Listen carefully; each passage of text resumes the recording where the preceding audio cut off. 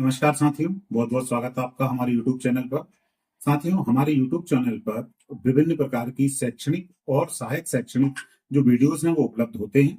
तो आपने यदि चैनल को अभी तक सब्सक्राइब नहीं किया है तो सब्सक्राइब जरूर कर लें। आज हम एक प्रयोग के बारे में अपने इस वीडियो में देखने वाले हैं कि मूत्र के नमूने में, जो कक्षा 12 के जीव विज्ञान विषय का प्रायोगिक कार्य है, मूत्र के नमूने में शर्करा की उपस्थिति का परीक्षण हमको कैसे करना है अपनी लैब के अंदर। तो चलिए हम देखते हैं इस प्रायोगिक कार्य को।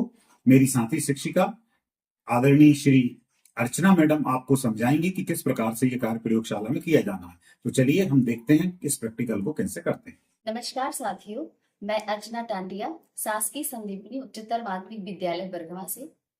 आज हम यूरिन में शुगर की उपस्थिति ज्ञात करेंगे, जिसके लिए कुछ आवश्यक सामग्रियां हैं, जैसे बेनेडिक्ट रिएजेंट, ग्लूकोज, 3 हमारी यूरिन सैंपल है, test tube holder, test tube, spirit lamp, measuring cylinder, यदि जरूरत पड़ती है तो इसका भी इस्तेमाल करते हैं, स्कैपुला, टेस्ट ट्यूब होल्डर और ड्रॉपर, माचिस। इन सामग्रियों की सहायता से हम यूरिन में शुगर की उपस्थिति ज्ञात करेंगे। ये हमने 3 टेस्ट ट्यूब में 2 से 3 ml बेनेडिक्ट सोल्यूशन लिया है, जो कि हमने आपको पहले ही बताया था।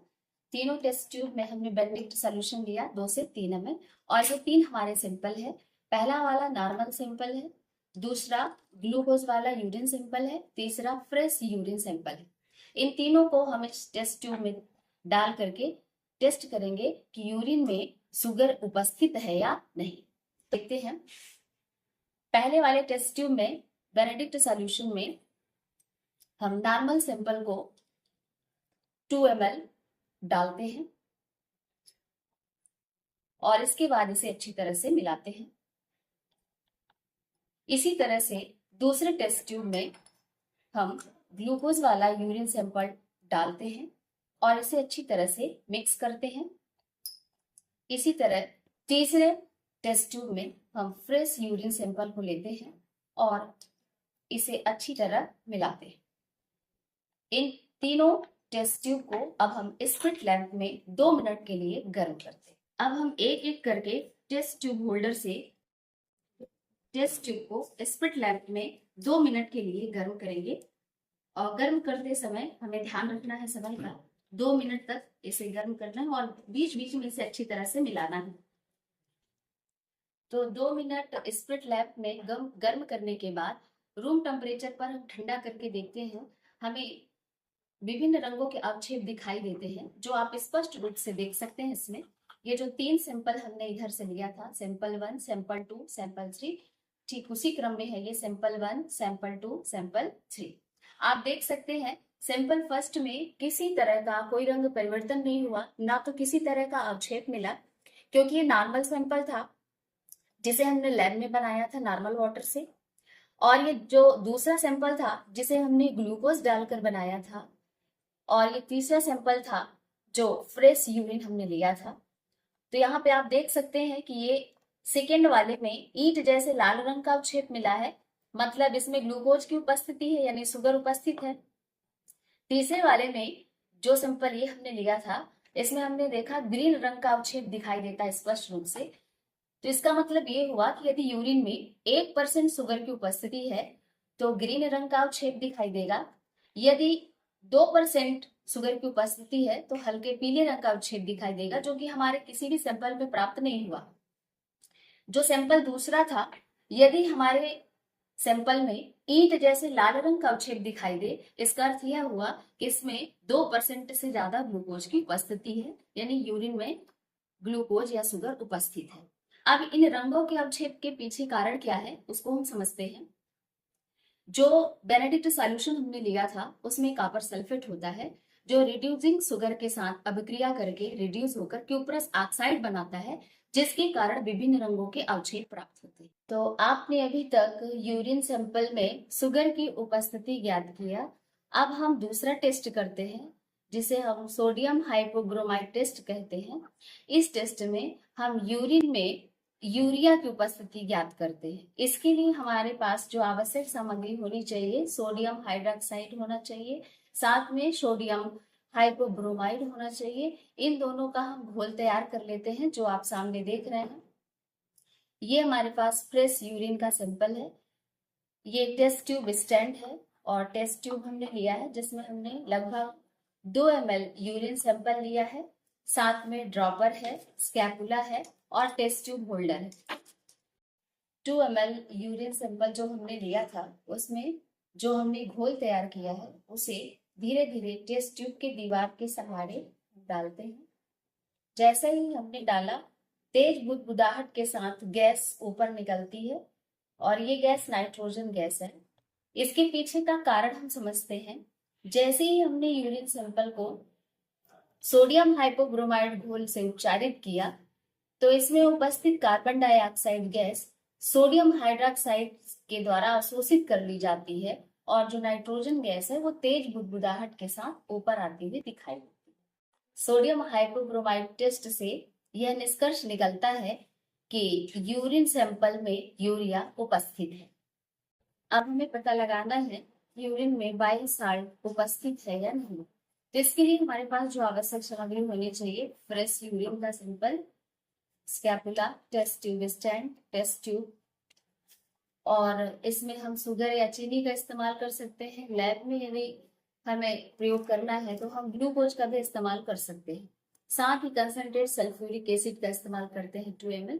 तो यहाँ पे सबसे पहले हम यूरिन सैंपल 2 ml हमने लिया है, इसमें हम ग्लूकोज मिलाते हैं। ग्लूकोज की थोड़ी सी मात्रा इसमें धीरे से मिलाते हैं।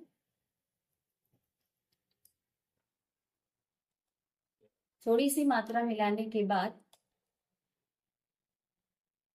इसमें हम कंसंट्रेट सल्फ्यूरिक अम्ल डालते हैं। ये आप देख रहे हैं, आवश्यक सामग्री में हमारे पास 2 चीजें होनी चाहिए, ग्लूकोज और सान्द्र सल्फ्यूरिक अम्ल। जैसा कि कंसंट्रेट सल्फ्यूरिक एसिड खतरनाक होता है, इसलिए सावधानी के लिए हमने इसे पहले ही टेस्ट ट्यूब में निकाल कर रखा है और टेस्ट ट्यूब के दीवार के सहारे लगभग 2 ml शांत सल्फ्यूरिक अम्ल धीरे धीरे इसमें डालते हैं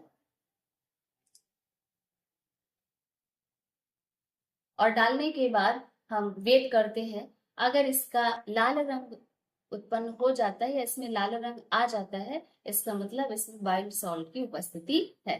तो यहाँ पे हमने देखा रिजल्ट कि हल्का रेड कलर हमें दिखाई दे रहा है। एग्जैक्ट लाल रंग तो हमें दिखाई नहीं दे रहा, शायद हमारा केमिकल्स ज्यादा पुराना था, इस वजह से एकदम से लाल रंग दिखाई नहीं दिया, लेकिन कुछ लालिमा या लाल रंग दिखाई दे रहा है। इसका मतलब यूरिन में बाइल सॉल्ट उपस्थित है।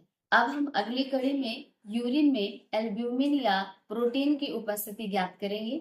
इसके लिए हमने रॉबर्ट सॉल्यूशन तैयार किया है, जिसको तैयार करने के लिए हमें नाइट्रिक अम्ल की जरूरत है। नाइट्रिक अम्ल होना चाहिए और मैग्नीशियम सल्फेट, इन दोनों को मिलाकर हमने एक टेस्ट ट्यूब में पहले से ही लगभग 5 ml रॉबर्ट सॉल्यूशन घोल करके तैयार रख लिया है।